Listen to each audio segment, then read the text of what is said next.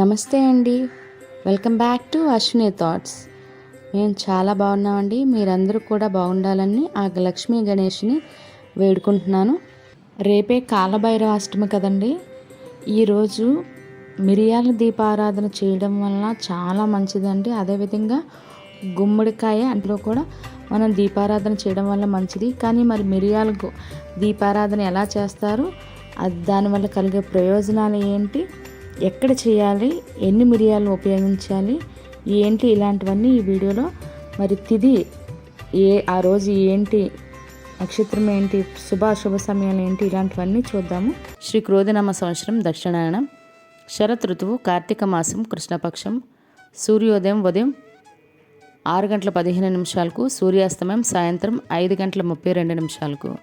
మరి ఈరోజు తిథి అంటే అదే సమయం వరకు ఉంది. ఇప్పుడు చూద్దాము.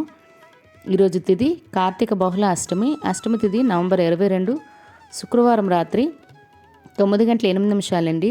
నవంబర్ 23 శనివారం రాత్రి 11:08 వరకు అష్టమి తిథి అనేది ఉంటుందండి. తదుపరి కార్తీక బహుళ నవమి తిథి ప్రారంభమవుతుంది. మరి ఈరోజు నక్షత్రం ఏంటి అదే సమయం వరకు ఉందో ఇప్పుడు చూద్దాము.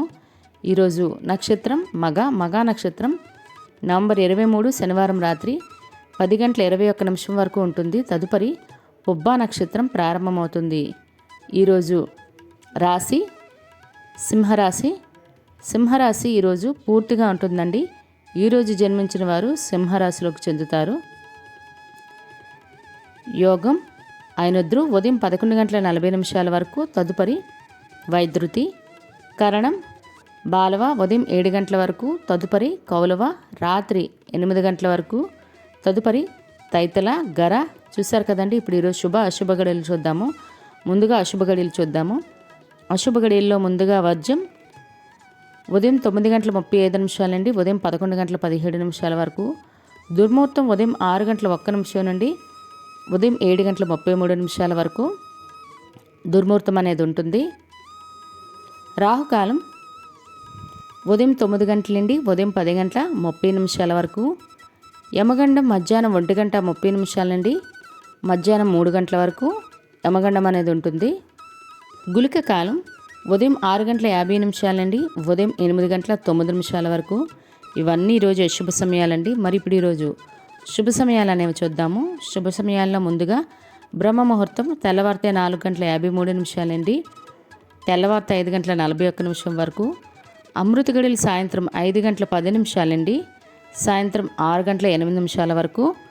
అభిజిత్ ముహూర్తం ఉదయం 11:40 నుండి మధ్యాహ్నం 12:24 వరకు. ఇవన్నీ ఈరోజు శుభ సమయాలండి. మిరియాల దీపం వెలిగించడానికి ముందుగా మంచి మట్టి ప్రమిద ఒకటి తీసుకోవాలండి. దీన్ని ఒక వీలైతే తమలపాకు లేదా ఇత్తడి ప్లేట్లు అయినా పసుపు గంధం బొట్లతో అలంకరించుకోవాలి. చూసారు కదండి నేను ఏ విధంగా అలంకరించుకున్నాను. మిరియాలు అంటే 5 లేదా 9 లేదా 21 లేదా 27 ఇలా తీసుకోవాలండి. నేను మీకు చూపించడానికి కాబట్టి 5 తీసుకుంటున్నాను. ఇవి తెల్లని ఒక వస్త్రం తీసుకొని 2 ఒత్తులు వేయాలండి. అంటే ఒక ప్రమిదలో ఒకటి ఒక ప్రమిదలో ఒకటి, లేదా మనం ఎంతమంది పేరు చెప్పి అంతమంది అన్ని ప్రమిదలో పెట్టి అన్ని ఒత్తులైనా వేయచ్చు. చూస్తారు కదా నేను 5 తీసుకొని ఫోల్డ్ చేసుకుంటున్నాను.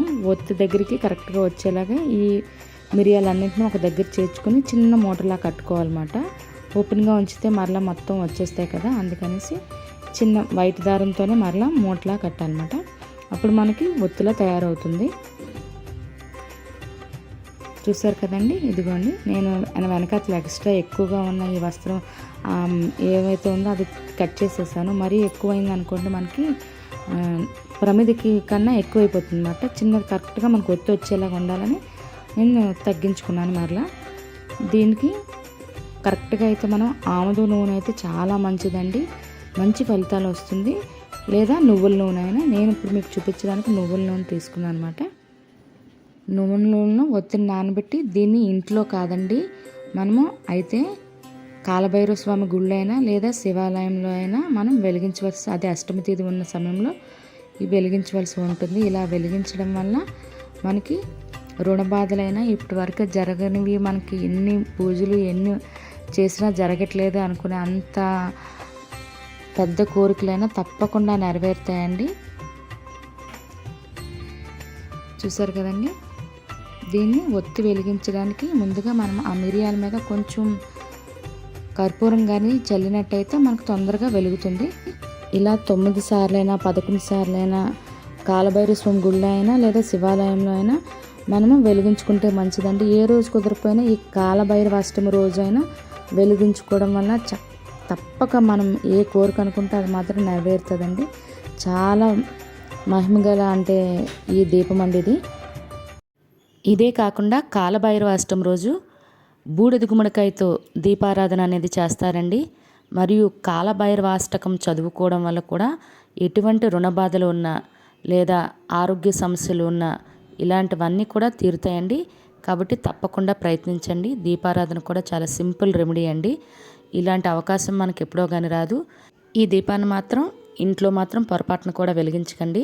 గుడిలోనే ఇందాక చెప్పుకున్నట్టు కాలభైరవుని గుడిలో లేదా అంటే శివుని గుడిలో వెలిగించుకోవచ్చు. మరి వెలిగించుకునేటప్పుడు వెలిగించుకున్న తర్వాత అయినా వస్తే కాలభైరవాష్టకం చదువుకుంటే చాలా మంచిదండి. మీకు ఈ వీడియో నచ్చినట్లయితే మీ ఫ్రెండ్స్ అండ్ ఫ్యామిలీ మెంబర్కి ఎవరికైనా అవసరం అనుకుంటే వాళ్ళకి ఫార్వర్డ్ చేయండి. నచ్చితే లైక్ చేసి సబ్స్క్రైబ్ చేయడం మాత్రం మర్చిపోకండి. రేపు మరలా మరొక కొత్త వీడియోతో కలుద్దాం. ధన్యవాదములు.